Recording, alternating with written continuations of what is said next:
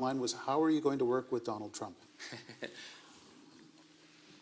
Well, I believe that's going to be an interesting challenge for anyone who's Prime Minister after 2019. It's difficult, you know, especially on trade. If I could speak to trade on a little bit on this, I think for the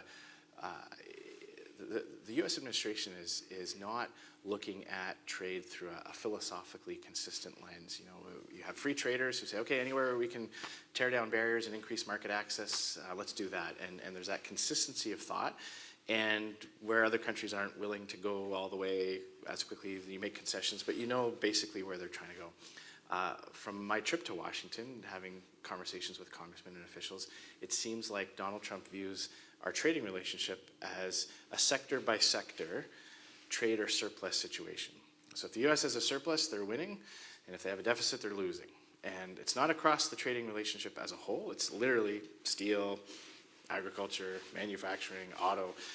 That's not a good way to approach a trade file. It's actually very counterproductive if that's the lens you're working with, because sometimes you have deficits, you have trade deficits for a reason, and other countries specialize in producing something or making something that's actually better for your country to be able to import that cheaply. I made the point to a congressman while I was down there that Canada has a very large trade deficit on citrus fruit.